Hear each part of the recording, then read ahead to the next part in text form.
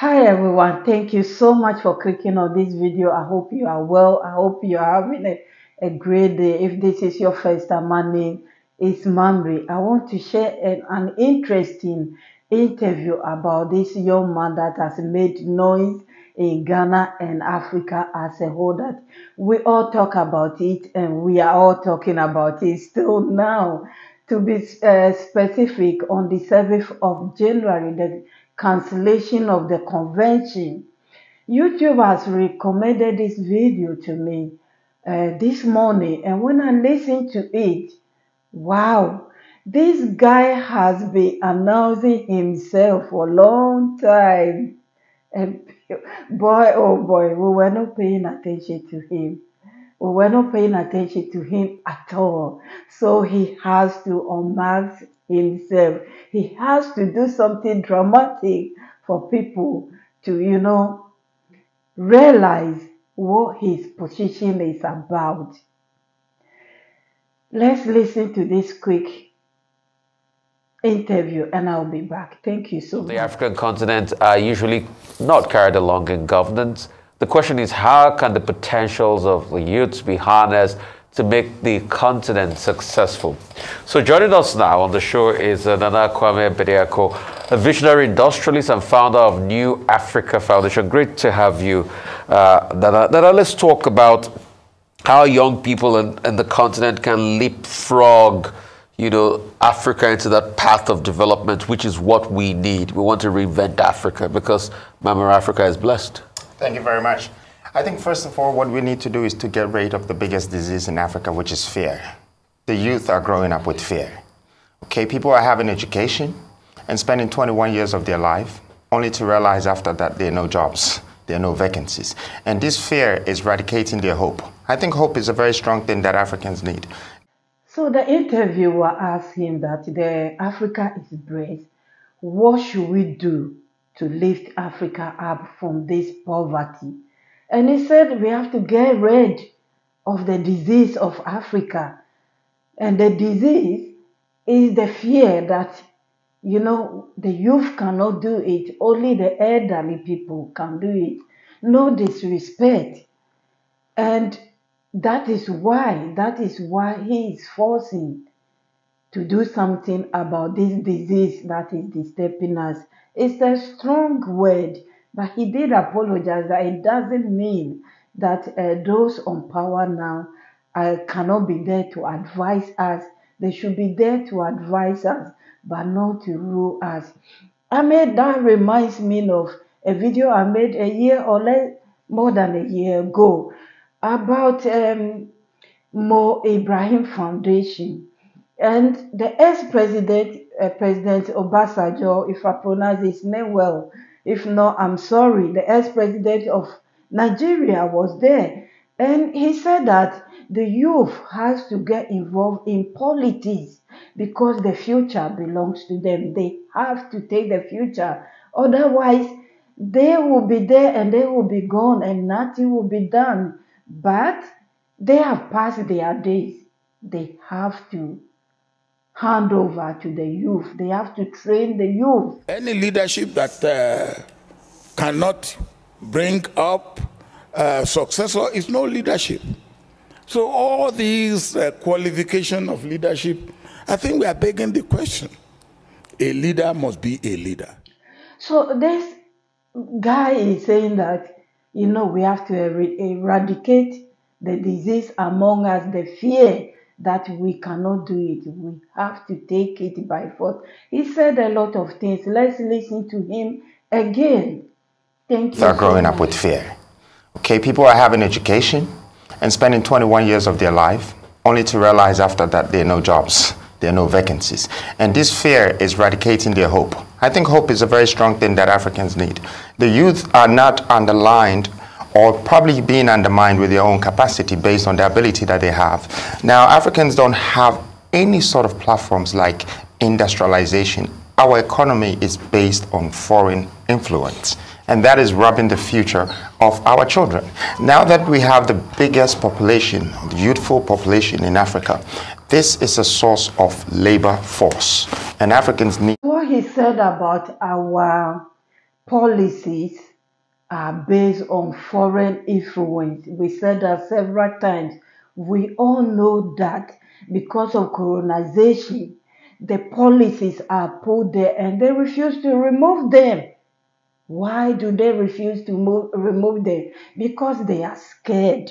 They are scared. Our leaders today are scared that if they move the policies there, they will come for them. So therefore, they just keep quiet and fold their hands and follow. If you haven't watched the video I made before this, please watch it. I will not talk about it. Please just click that video. I will put it on the comment section and watch it. When are we going to change things? So he is saying that we have the resources. The hope is lost because, the youth thinks that, well, you can fight and fight, but nothing is changing. So they will go to school for 25 years, no job. They will end up on the boat, and some will die, some will survive. Because, when you really, truly, if you talk about many the youth in Africa, they don't have anything positive to tell you, except few. Few are making it. I met a guy last year that is making it big, and he told me, if they give me a free ticket to travel, I will not travel.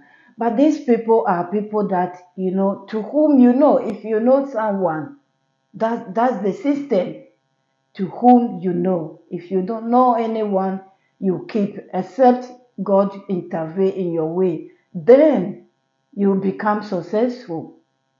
And this system needs to change. So everyone, I am one of the victims of this, to whom you know. That's story for another time. So he's saying that we, the youth, or they, the youth, have to stand up, eradicate this fear, which is the disease among us, and fight for our rights. Let's listen to more. This moment, I could see the future. It's a vision that I could see ahead of me, that Africa can be changed if we build these platforms and make sure these platforms take away the fear of our own youth so they can grow up to see. But how do we do it?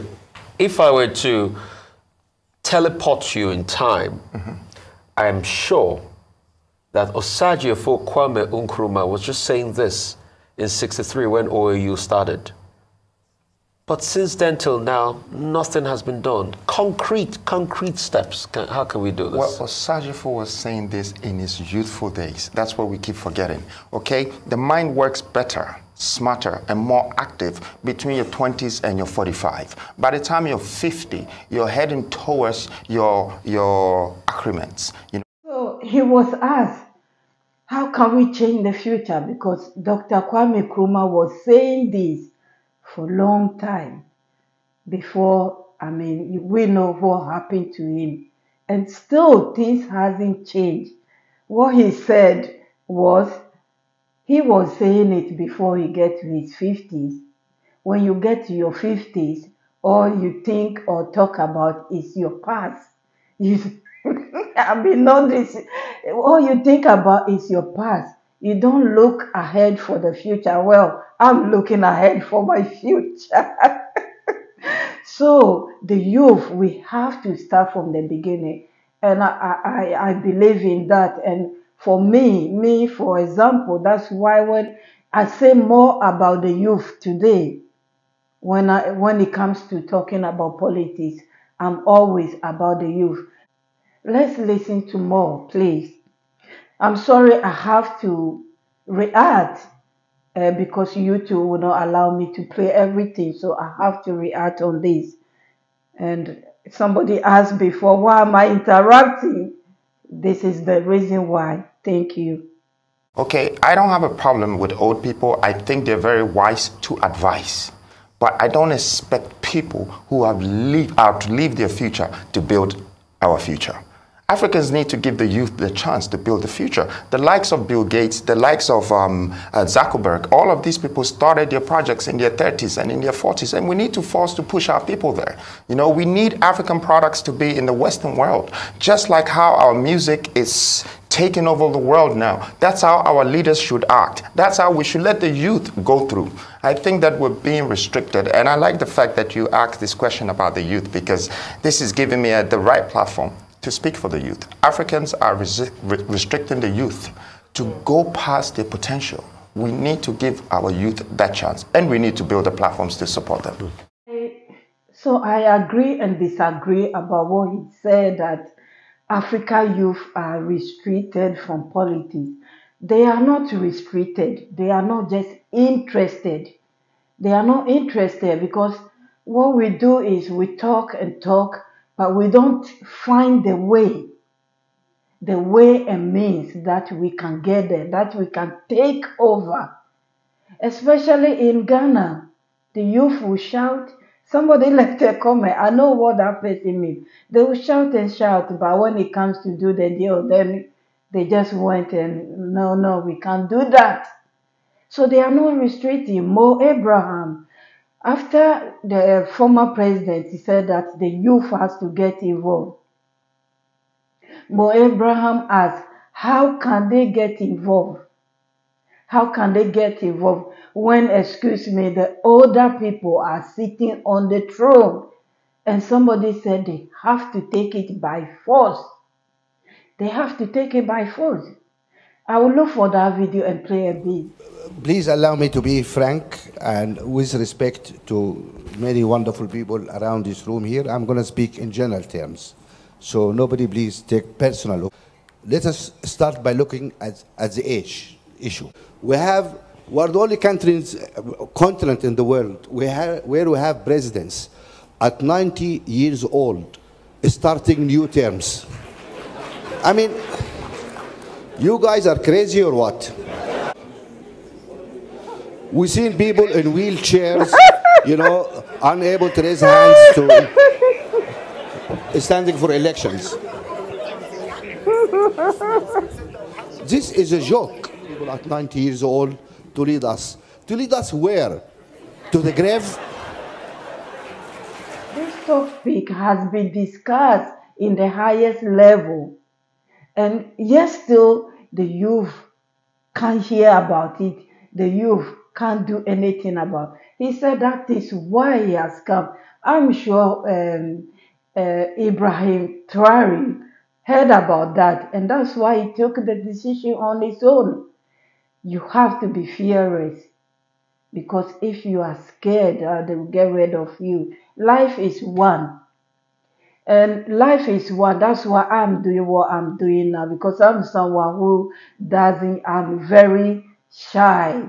I used to be, but not anymore, because I tell myself, girl, you are getting old. It will come to a time they will close that box and you can't talk again. So speak your mind. And that's what I'm doing. People are scared that when they try to speak out their mind, speak the truth, they will get rid of them. And that's why our youth can't do anything. It is not that somebody is retreating them. Whoa, you have to fight for your right. You have to fight for what is good. You don't wait. Yes, that's the word. You don't wait for someone to give it to you. You don't wait. This is how it is. You have to fight for it. Let's listen to more, please. Said, give us a chance, give us a chance. At what point do the youth take the chance rather than waiting for it to be handed to them? And then the second question would be that you talk about, being able to create wealth, young people creating wealth. You created wealth at a very young age. You're in your 40s and you are a property mogul, not just in Ghana, but in other parts of the world.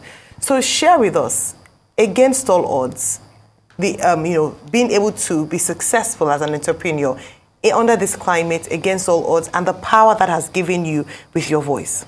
Sure, thank you very much. I mean, first of all, to answer your first one, power is taken, it's not given. But honor is rewarded, that's given. So somehow, we need to take some things, and we need to be given some things. I mean that the older generation of Africa can open the doors in certain areas by giving us the chance, okay? And the younger generation, we have the strength, and we need to take power. We need to make sure that we earn what we aim for. And I think that's the hope that I'm trying to sell to the youth of Africa. I'm glad he said that today. Power is not given, but honor is given. Once you have done it and people say it, they will honor you. But if you want something, go for it. Go and get it. Don't sit down for the old people, the old cargos. Pardon this word, not my word, don't come for me. The old cargos to give it to you, no, they won't. They are so comfortable where they are, so they will not give it to you. I will end this video by sharing something that P.L.O. Lumumba said some time ago, and I'm grateful I saved that video. I didn't know I would find something like this to add to it. Concluded this video. He said something like, you know, the youth are learning from the old ones. I will leave that video for you to watch, but before then, what I need to say is, we need a Messiah. Right now, there are a lot of Jesus across the world. Some are deleting even the members themselves by fasting. It's nasty. Well, I watched one from Kenya. There are a lot of Messiahs in the world. So we have to be careful what we wish for. We have to be very careful what we wish for. I know he's very rich. He has been encouraging the youth for a long time. He built houses for the university graduate. He was saying that because if they can sleep well, they can be able to find job. They can be able to concentrate and work on their future, which I totally support him when I came across that video, 1000%. But we have to be careful who we totally believe our trust or trust to take over our country, Ghana, to the next level. When we elect a leader, it shouldn't be to one country. It should be a leader that will fight for the continent. And I pray and I hope that he's coming with good intention. I'm sure a lot of the youth will follow him because we are tired of this, somebody will say, NDC, NPP nonsense. That's how it is in every country in the world. Two party. We are doing that here in the UK. Right now, Labour is winning. Guess what? Years ago, Labour was the bad guys. They voted them out. They are not doing the right thing. Right now, Labour is winning again. I can sit here and give a lot of examples. Well, Trump is also winning. Say what? Who says Trump will come back? So this is how they are playing the game. They are the same people. When they talk to us and they go behind the scene, they cheer one another, they drink to it. Okay, you take over. You come and do yours. We'll come back. We'll go and prepare ourselves and come back. They are going to enjoy the money that they have still.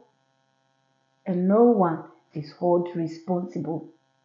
Here, they do a bit, but I haven't seen any politician in jail except a lot of blacks in jail.